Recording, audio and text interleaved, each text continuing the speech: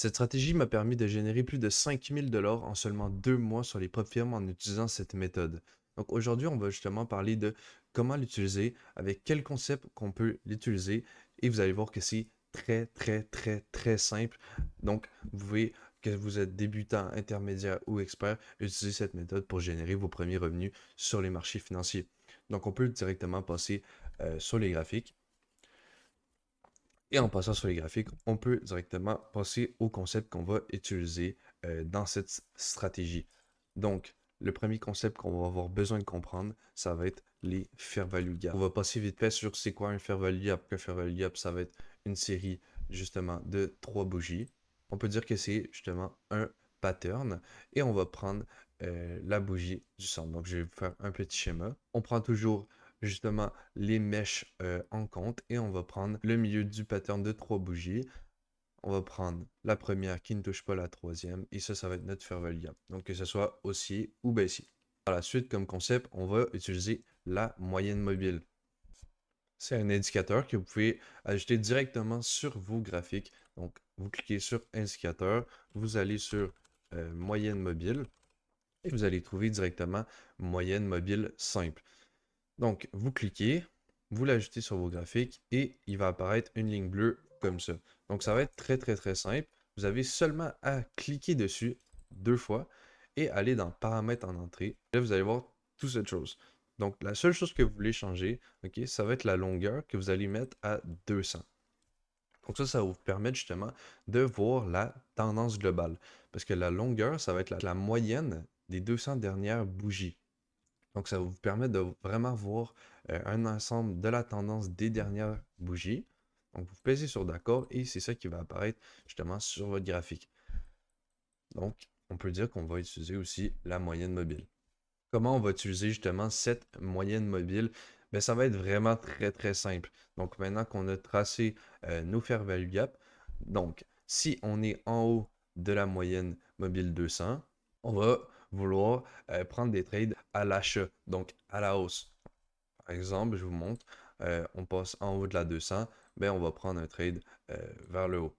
Et l'inverse, quand on va être en dessous de la moyenne mobile 200, on va justement prendre des trades qui sont baissiers, donc on va vendre le marché, donc vraiment dans ce sens. Maintenant, la dernière chose qu'on a besoin de rajouter, c'est justement qu'on va trader pendant la session de New York. Dans l'UTC-4, ça va être justement entre 8 h du matin et 17 h que vous allez prendre vos positions. Ensuite, on passe directement au fair value gap pour vous rajouter des critères pour filtrer vos entrées. La première chose qu'il faut savoir, c'est qu'avec un fair value gap, la grosseur compte. Donc, plus que le fair value gap est gros, plus qu'il va bien marcher. Okay? Donc, vous allez justement plus focaliser sur les gros fair value gap. Donc, vous allez prendre justement votre outil de mesure et vous allez voir, OK, est-ce que celui-là est gros, oui ou non? Ensuite de ça, pour justement vos entrées, vous allez utiliser la boîte de Gann, donc que vous pouvez mettre directement sur votre graphique. OK? La seule chose que vous avez besoin de savoir, c'est que vous allez juste copier-coller mes paramètres pour que ça vous mette justement le 0, le 0,5 et le 1. Tout simplement, la boîte de Gann va juste vous permettre de savoir la moitié du fair value gap, donc le 50%. Parce que dès que vous tracez votre fair value gap sur le marché, vous allez tracer votre boîte de Gann comme ceci ici. Et moi, par exemple, comment j'utilise cette stratégie, c'est que, OK, mon fair value gap est gros, je suis en haut de ma moyenne mobile, on est entre UTC-4 de 8 h à 17 h, donc je peux me permettre de prendre justement la position à la hausse sur ce fair value gap-là. Et ce que je vais faire, c'est que je vais rentrer ici, OK, avec un stop loss en dessous du fair value gap, on laisse toujours un petit peu respirer avec un RR de 2. Donc, dès que ça touche au fair value gap, j'attends pas de closure, j'attends rien. Dès que ça touche au fair value gap, je rentre. Et par la suite, quand ça rentre directement sur les 50%, donc vous voyez sur la zone des 0,5, je re-rentre avec le même stop loss et je mets mon take profit à l'ancien. Donc, si par exemple le marché vient ici, il me rentre, puis on va TP, je fais un R de 2. Alors que si le marché vient sur la zone des 0,5 et ensuite va TP, ça va me faire un erreur de 6,45. Donc c'est très intéressant. Donc par exemple, moi sur les premières phases je vais risquer 1% ici, 1% ici. Et quand je suis rendu en funded, je vais risquer 0,5, 0,5. Comme vous pouvez voir, c'est vraiment la stratégie la plus simple à utiliser. Les seules choses que vous avez besoin de savoir, c'est la moyenne mobile, les fair value gap, quand la trader et analyser si votre fair value gap est gros ou non. Donc, justement, analyser avec vos propres backtests pour savoir, OK, est-ce que ces fair value gap-là sont assez gros, oui ou non. Et voilà. Donc, on peut passer directement sur le graphique. On se retrouve sur l'euro USD. Donc, on remarque justement un gros fair value gap qu'on va justement tracer sur le marché, mettre notre boîte de gain. Donc, dès qu'on le trace, on peut mettre la boîte de gain pour avoir les 0,5. On remarque qu'on est en haut de la moyenne mobile 200, donc c'est parfait. On veut un trade à la hausse. Donc, la seule chose qu'on va avoir besoin d'attendre, c'est justement qu'on revienne toucher sur la ligne des zéros.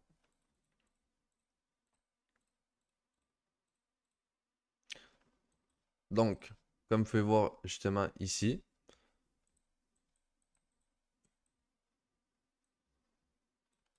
on touche à la ligne des zéros. Donc, on va justement prendre une position ici avec le stop loss juste en dessous et un RR de 2. Et on va placer directement notre position. Donc, on RR de 2. Donc, voilà, on peut regarder ce que le marché nous fait.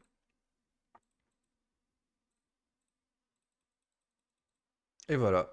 Donc, justement, on n'est pas venu chercher la ligne des 0,5.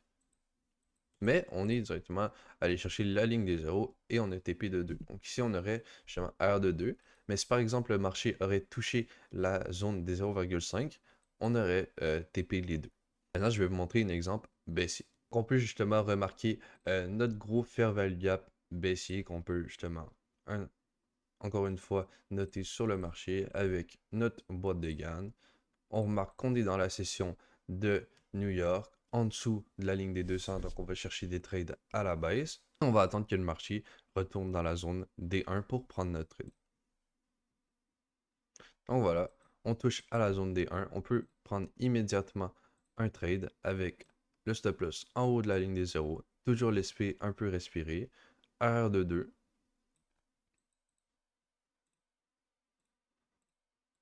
Et voilà, immédiatement TP encore une fois. Donc si on aurait touché la zone des 0,5, on aurait rentré dans le trade avec le même TP, le même SL. Mais là, on se fait encore justement rentrer dans la position avec un take profit.